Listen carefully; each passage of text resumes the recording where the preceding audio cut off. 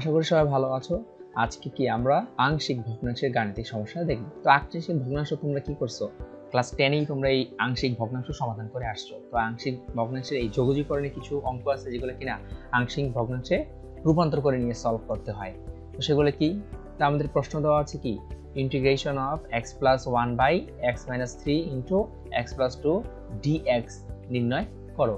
তো এটার আসলে ডিরেক্টলি কি আমাদের কোনো সূত্র নাই, যোগজীকরণের কোনো সূত্র নাই, যার জন্য আমরা কি করব, এটাকে আংশিক ভগ্নাংশে রূপান্তর করে আমরা এটা খুব সহজেই নির্ণয় করব। তো আংশিক ভগ্নাংশ করার জন্য কি আমরা করে নিতে পারি, যে মনে করি কি আছে x plus 1 by x minus 3 into x plus 2 আংশিক ভগ্নাংশের যে চিহ্ন সেটা পরবর্তীতে এখানে লেখা হয়েছে কি, যে প্রথম অংশটা লেখা হয়েছে x মাইনাস 3 তারপর হচ্ছে কি প্লাস প্লাস আরেকটা ব্ল্যাঙ্ক দিয়ে কি বলা লেখা হয়েছে x প্লাস 2 আর উপরে হচ্ছে b ধরে নেওয়া হয়েছে আর এইখানে ধরে নেওয়া হয়েছে a। এখন আমি তোমাদের বলতে কেন আসলে এইটা করা হলো, তোমরা আলটিমেটলি যদি তোমরা কি করো লসাগু করো তাহলে কিন্তু এই অংশটা সমতুল্য হয়ে যায়। কিন্তু কথা হচ্ছে এখানে নতুন a এবং b কি এটা কি ধরে নেওয়া হলো, আমরা জানি না উপরে a এবং b এর স্থানে কত মান দিলে কি দিলে আমরা আসলে এই অংশটা হবে, এই জন্য এখানে কি ধরে নেওয়া হয়েছে a এবং b কে। পরবর্তীতে আমাদের এবার উদ্দেশ্য তাহলে কি হবে, a এবং b এর মানটা বের করার উদ্দেশ্য হবে। তাহলে a এবং b এর মানের জন্য আমরা কি করছি, এবার এই যে আমাদের এখানে কি আছে নিচে x minus 3 into x plus 2 আছে, এই জিনিসটাকে কি করছি আমরা দুই অংশেই গুণ করে দিয়েছি। তো দুই অংশ যদি গুণ করে দিই তাহলে এই অংশটা তো কাটা যায়, তাহলে থাকে কি x প্লাস 1 আর ডান পাশে কি থাকে উপরেরটার সাথে থাকে x প্লাস 2, কারণ নিচেরটার সাথে কি এই x মাইনাস 3 কেটে যায় আর এখানে কি x প্লাস 2 কেটে যায়, যার জন্য কি b এর সাথে x মাইনাস 3 গুণ হয়েছে। তো এটাকে সমীকরণ দিয়েছে আমরা 1 নম্বর সমীকরণ। এর পরবর্তীতে আমরা কি দেখতেছি x minus 3 is equal to 0 অথবা x ইজ ইকুয়াল টু 3 বসিয়ে আমরা পাই 4 ইজ ইকুয়াল টু 5a বা a ইজ ইকুয়াল টু এর মান 4/5। আচ্ছা কারণটা কি, এখন আমাদের উদ্দেশ্য হচ্ছে আমাদের কিসের মান বের করা দরকার, এর মান দরকার, এর মান বের করা দরকার। তাহলে এখন আমরা এই b-টাকে যদি 0 বানাইতে পারি টোটাল, তাহলেই কিন্তু আমাদের কিসের মান এই এর মান পেয়ে যাব। তাহলে এই যে b কে 0 করতে হলে এই x এর এখানে কিছু এমন কিছু বসাইতে হবে যেন এই অংশটুকু 0 হয়ে যায়। তাহলে এখানে x এর মান কত বসাইলে সেটা পাওয়া যায়, আমরা x এর মান যদি কি ধরে নিই 3 ধরে নিই, তাহলে কিন্তু 3 যদি আমরা বসাই তাহলে কি আমরা এর মান পেয়ে যাচ্ছি। এই জন্য ধরে নেওয়া হয়েছে x minus 3 is equal to 0 অথবা x ইজ ইকুয়াল টু 3। ঠিক পরবর্তী অংশে আমাদের এবার কি কাজ থাকবে b এর মান বের করা। তাহলে b এর মান বের করতে হলে অবশ্যই কি করতে হবে, আমাদের a এর মানকে 0 করতে হবে।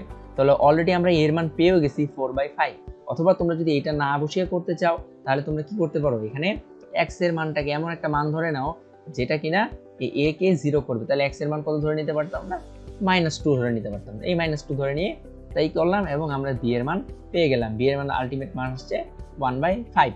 এবং এই যে এবার a এবং b এর যে মানটা পেয়েছি, এবার কি আমাদের a এবং b এর জায়গায় আমরা বসিয়ে দিব। ঠিক মনে করি যে অংশটা নিয়েছিলাম সেখানে যদি বসাই দাও তাহলে আমরা এই অংশটা পাই। পরবর্তীতে কি এবার এই অংশটাকে আমরা যদি এবার ইন্টিগ্রাল করি তাহলে কি এই যে মেইন অংশের সাথে ইন্টিগ্রাল করলে আমাদের ইন্টিগ্রালটাকে আমরা এইভাবে লিখতে পারি। তাহলে ইন্টিগ্রালটা কিভাবে লিখতে পারি, এই যে কনস্ট্যান্টটা সামনে চলে আসছে এখানে এবং এই 1/5 কনস্ট্যান্টও সামনে চলে আসছে।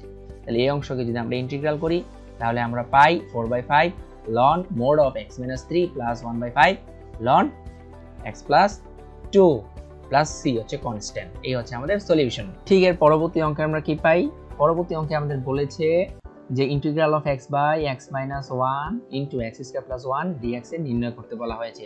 তো পূর্বের মতো আমরা কি ধরে নিলাম যে মনে করি i ইজ ইকুয়াল টু এত এবং কি করলাম এখানে x বাই নিচে কি ছিল x minus 1 into x square plus 1, এই সমতুল্য এই অংশটাকে ধরে নিলাম। ঠিক আছে, তো এবার আমাদের কি করতে হবে, a এর মান বের করতে হবে এবং b এর মান বের করতে হবে এবং c এর মান বের করতে হবে। তাহলে আলটিমেটলি উপরে কি হবে সেটা আমরা ফাইন্ড আউট করতে পারবো। তাহলে উভয় পক্ষকে কি করলাম x minus 1 into x square plus 1 দ্বারা গুণ করে দিলেন। তাহলে আমরা পরবর্তী লাইনটা পাই কি x সমতুল্য a into x square plus 1 plus b into x plus c into x minus 1 সমীকরণ 1। তো এরপর আমাদের কি এর মান বের করতে হবে। তাহলে এর মান বের করতে হলে কি করা যায়, তাহলে b এবং c কে আগে ফিনিশ করতে হবে। তাহলে এটা ফিনিশ করার জন্য কি করা যায়, আমাদের x এর এমন একটা মান ধরে নিতে হবে যেটা কিনা পুরোটাই 0 হয়ে যায় এখানটা। তাহলে x এর মান যদি আমরা 1 ধরে নিই, তাহলে কি x এর মান যদি 1 বসাই আমরা তাহলে কিন্তু এই পুরোটা আমরা 0 হয়ে যায়। তাহলে x এর মান যদি এখানে 1 বসাই আমরা পাই কি, যদি এখানে 1 বসাই দাও তাহলে এই পুরো অংশটা আলটিমেটলি 0 হয়ে যায় এবং x এর মান এখানে যদি 1 বসাবো তাহলে আসবে কি 1 ইজ ইকুয়াল টু a, অর্থাৎ কি 1 প্লাস 1 প্লাস 0। এর পরবর্তীতে এর মান আমরা কত পাই, হাফ পাই।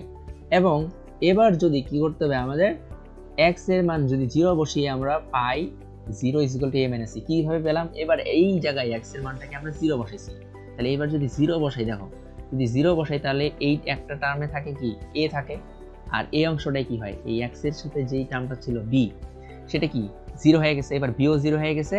আর এখানে a কিন্তু 0 হয় নাই, a 0 না হলেও কোনো সমস্যা নেই, কারণ আমাদের কি a এর মান তো আছে এখানে, তাই না? তাহলে কি 0 is equal to a minus c পাই আমরা, তাহলে c ইজ ইকুয়াল টু আমরা কত পাই, হাফ পেয়ে যাই। এর পরবর্তীতে কি আমরা এক নং সমীকরণের রূপের পক্ষ থেকে x স্কয়ার এর সহগ সমীকৃত করে পাই কি 0 is equal to a plus b বা b is equal minus a। এরপর এর মান বসাই দিলে কি হয়, মাইনাস হাফ হয়ে যায়। এরপর আমরা কি করলাম, মেইন যে সমীকরণটা আছে সেখানে আমরা মান বসাই দিই। তো মান বসাই দিলে আমাদের এইরকম স্ট্রাকচার আসে। তো এই স্ট্রাকচার থেকে কি করলাম, উপরের অংশটাকে লসাগু করে নিয়েছি একবারে। লসাগু করার পর কনস্ট্যান্ট থেকে যায়, তারপরও হাফ থেকে যায় সেখানে। তো কি করছি, একবারে কাজ করে ফেলছি। এই হাফটাকে এই কনস্ট্যান্ট এটা সামনে চলে আসলো, আর এইখানে কি থাকে, উপরে আমরা লসাগু করে আমরা পাই x প্লাস কি 1 পাই, তাই না? আর নিচে থাকে আমাদের 2, তাহলে কি একটা আসে, এখানে যদি আমরা কমন নিই তাহলে আমাদের কি আসে, মাইনাস হাফ নিয়ে আসতে পারি কমন হিসাবে, আর সেখানে x থেকে গেল, তাহলে কি এই যে মাইনাসটা x এর সামনে এই মাইনাস এখানে চলে আসছে, আর এই যে এখানে শুধু হাফ থাকে, তাই না? তাহলে এই হাফটা এখানে চলে আসছে, আর এইখানে যে x/2 মাইনাস x/2 কে লিখতে পারি মাইনাস হাফ ইন্টু x, এই যে লেখা হয়েছে। আর নিচের যে অংশটা আছে সেটা তো দুইজনের সাথে কি ডিভাইডেড হয়ে যাবে, সেটাই হয়ে গেছে। পরবর্তীতে কি আমরা যদি ইন্টিগ্রেশন করি আমরা পাই 1/2 ln mod of x minus 1 minus 1/4 ln mod of x square plus 1 plus half tan inverse x plus c। c হচ্ছে আমাদের কনস্ট্যান্ট। তো তোমাদের এবার কি বাসায় কিছু কাজ থাকলো, বাসায় তোমরা এই দুটি অংশ আংশিক ভগ্নাংশের সলিউশন করে দেখবা। যদি কোনো সমস্যা হয় আমাদের প্রবলেম সলভিং অপশনে আমাদের জানিয়ে দিতে পারো।